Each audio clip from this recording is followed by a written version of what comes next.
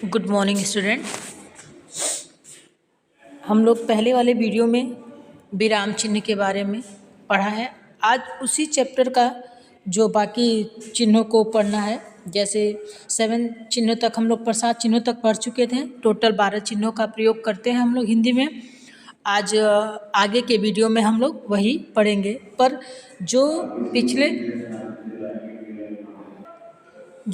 पिछले वीडियो में हम लोग ने पढ़ा था उसी को एक बार रिवीजन करते, फिर आगे के चिन्हों को हम आज पढ़ेंगे। पहला हम लोग ने पढ़ा था कि विराम चिन्ह किसे कहते हैं। विराम का शाब्दिक अर्थ क्या होता है? तो विराम का शाब्दिक अर्थ होता है रुकना, ठहरना, विश्राम करना। और विराम चिन्ह का अगर हम गलत जगह प्रयोग करते हैं तो क्या होता है कि उसका अर्थ में परिवर्तन, उस वाक्य के अर्थ में परिवर्तन हो जाता है। विराम चिन्ह टोटल हिंदी में 12 तरह के होते हैं जो हम यूज़ करते हैं, जिसमें से हम लोगों ने 7 या 8 पढ़ चुके हैं। एक बार उसको हम रिपीट करते हैं कि पहला चिन्ह क्या है। पहला चिन्ह आपका है विराम चिन्ह। विराम चिन्ह का मतलब होता है कि अगर हम कोई पूर्ण विराम, पहला है आपका पूर्ण विराम। पूर्ण विराम कब होता है? जब कोई वाक्य कंप्लीट हो जाता है, जब वाक्य पूरा हो जाता है, तब उन चिन्हों का हम क्या करते हैं? प्रयोग करते हैं। जब कोई वाक्य पूरा हो जाता है तब हम उन चिन्हों का प्रयोग करते हैं। दूसरा आपका है अल्प विराम। अल्प विराम क्या है? जब कोई हम पुस्तक पढ़ते हैं या बोलते पढ़ते समय हम कुछ समय के लिए क्या होते हैं? रुक जाते हैं, तो उसको हम क्या कहते हैं? अल्प विराम। अब अर्ध विराम क्या होता है कि अर्ध विराम में होता है कि अल्प विराम से वाक्य में जहाँ अल्प विराम की अपेक्षा थोड़ा सा हम ज़्यादा अधिक रुकते हैं। अर्ध विराम में हम अल्प विराम से क्या होता है कि अल्प विराम की अपेक्षा थोड़ा सा देर तक रुकते हैं, वहाँ उसको उसको अर्ध विराम कहते हैं। प्रश्नवाचक चिन्ह क्या है कि प्रश्नवाचक चिन्ह का प्रयोग जब कोई प्रश्न पूछा जाता है और उसके लास्ट में क्या होता है कि उस चिन्ह का प्रयोग किया जाता है। प्रश्नवाचक के अंत में प्रश्नवाचक चिन्ह का प्रयोग किया जाता है, उसे हम प्रश्नवाचक चिन्ह कहते हैं। उद्धरण चिन्ह किसे कहते हैं? उद्धरण चिन्ह का मतलब होता है कि ये आपका उद्धरण चिन्ह जब कोई निर्देश या कोई किसी कवि की कविता में यूज़ किया जाता है। लेकिन जो आपके उद्धरण चिन्ह में 2 हैं, जिसको डबल इनवर्ट कामा और सिंगल इनवर्ट कामा बोलते हैं, तो डबल इनवर्ट कामा को हम बोलते हैं कि दोहरे उद्धरण चिन्ह। डबल इनवर्ट कामा को हम बोलते हैं दोहरे उद्धरण चिन्ह। इसका प्रयोग कब होता है? किसी का कथन उसी के शब्दों में लिखने के लिए किया जाता है, उसको हम दोहरे चिन्ह कहते हैं। और इकहरे उद्धरण चिन्ह का प्रयोग किसी लेखक, कविता या पुस्तक का नाम लिखने के लिए इन चिन्हों का प्रयोग किया जाता है, उसे हम इकहरे उद्धरण चिन्ह कहते हैं। कोष्टक किसे कहा जाता है? कोष्टक आपका है कि वाक्य के मध्य में किसी शब्द का अर्थ प्रकट करना हो। कोष्टक वाक्य के मध्य में किसी वाक्य का अर्थ प्रकट करना है, किसी शब्द का अर्थ प्रकट करना है, तो कोष्टक चिन्ह का प्रयोग किया जाता है। निर्देशक चिन्ह, ये हम लोग पिछले वीडियो में यहीं तक पढ़े थे। निर्देशक चिन्ह किसे कहते हैं? किसी को निर्देश दिया जाता है तो हम उन निर्देश चिन्हों का प्रयोग करते हैं। ठीक है, जैसे राजा कहते हैं कि सारी प्रजा का स्वागत है। तो हम लोग पिछले वीडियो में यहाँ तक पढ़े थे। अब इस वीडियो में हम आगे के चिन्हों को पढ़ेंगे और उसके बारे में समझेंगे।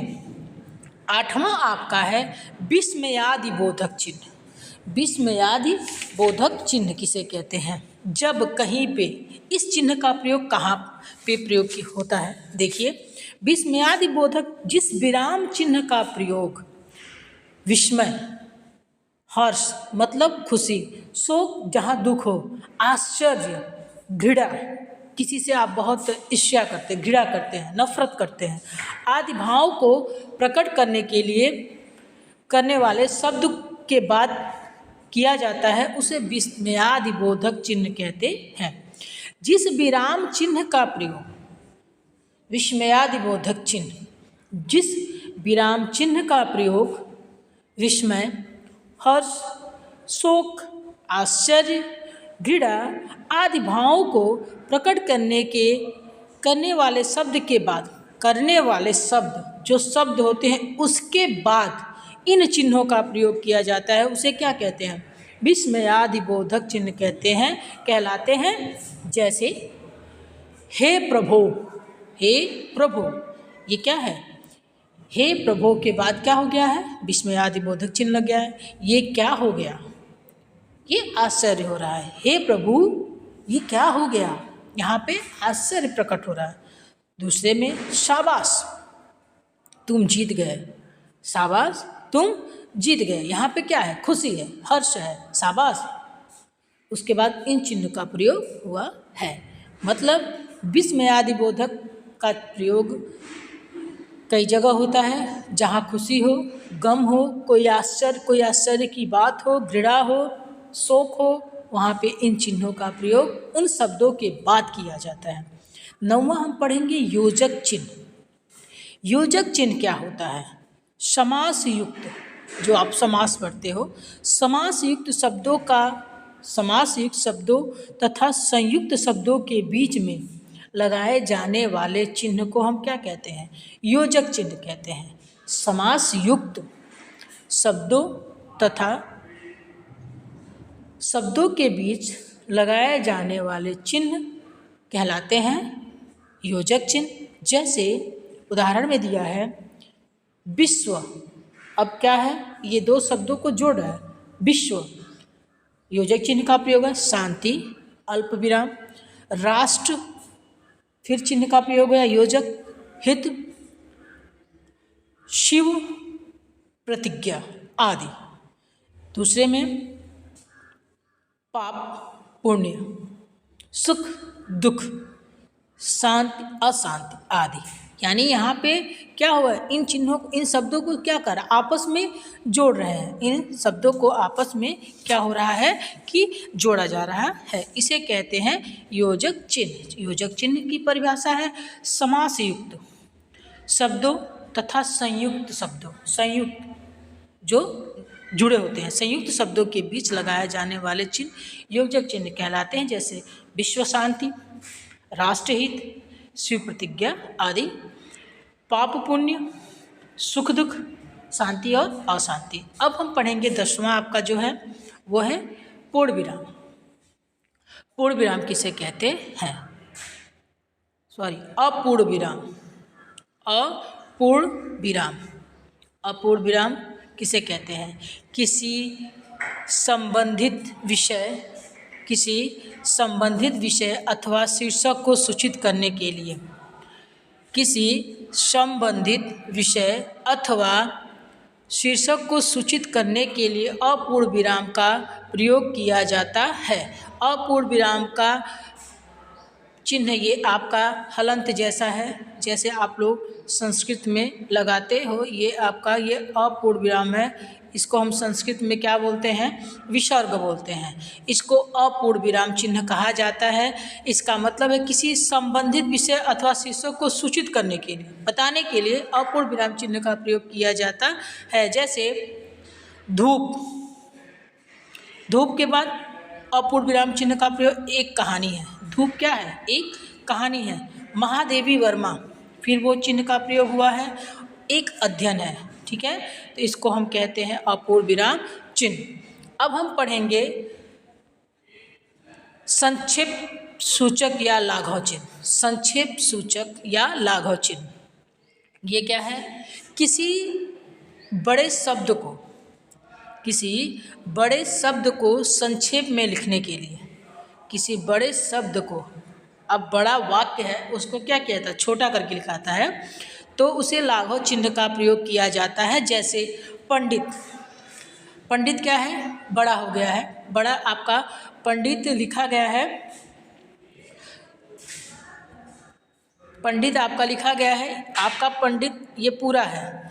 अब इसको संक्षिप्त में किया गया है, छोटे में किया गया है, तो क्या हो गया? पंडित ये हो गया। चौधरी।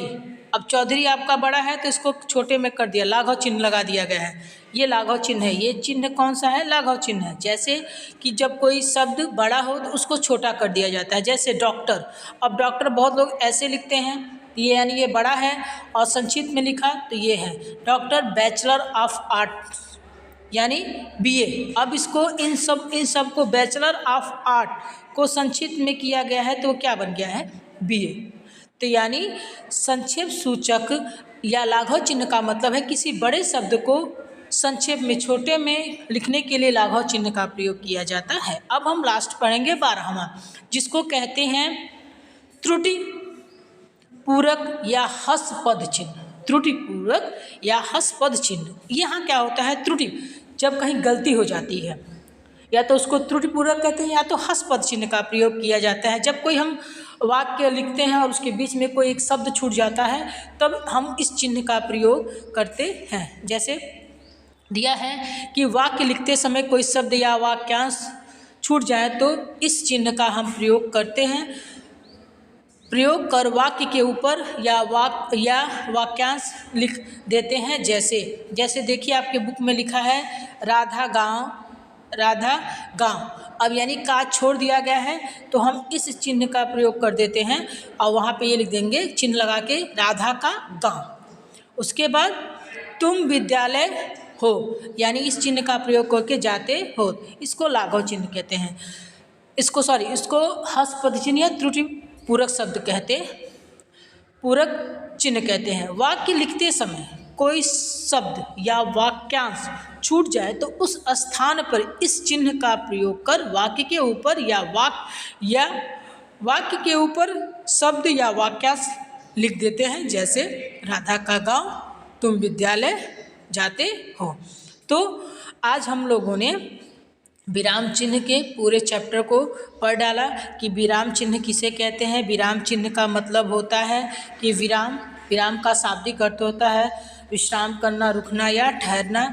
अगर हम चिन्हों का गलत जगह प्रयोग कर देते हैं, गलत जगह प्रयोग करते हैं तो उस शब्द का, उस अर्थ का क्या होता है, उस वाक्य का पूरा अर्थ ही बदल जाता है। और हिंदी में हम 12 तरह के चिन्हों का प्रयोग करते हैं। जो पहला होता है पूर्ण विराम, दूसरा है अल्प विराम, तीसरा है अर्ध विराम, चौथा है प्रश्नवाचक, पांचवा है उद्धरण चिन्ह। उद्धरण चिन्ह को 2 तरह के आपके हैं, एक है आपका डबल इनवर्टेड कामा जिसको बोलते हैं और एक है सिंगल इनवर्टेड कामा। उसको एक को बोलते हैं इकहरे और दूसरे को बोलते हैं दोहरे उद्धरण चिन्ह। इकहरे में किसी कविता का, लेखक का, किताब का नाम लिखा जाता तब इन चिन्हों का प्रयोग करते हैं। और किसी का कथन होता है तो उसमें दोहरे चिन्ह का प्रयोग किया जाता है। कोष्ठक है, किसी शब्द का, वाक्यांश का विशेष अर्थ बताना हो तो कोष्ठक चिन्ह का प्रयोग किया जाता है। 7वां निर्देशक चिन्ह है, किसी को निर्देश दिया जाता है। विस्मयादि बोधक जो चिन्ह होता है वो क्या होता है कि किसी कहीं पे हर्ष हो, शोक हो, दुख हो, विस्मय है, इन चिन्हों का, उन शब्दों के बाद इन चिन्हों का प्रयोग किया जाता है। योजक जो समाज के योजक चिन्ह होते हैं, जो समासपद होते हैं, समस्त क्या होता है पदों को वो जोड़ता है। अपूर्ण विराम का मतलब होता है आपका कि कुछ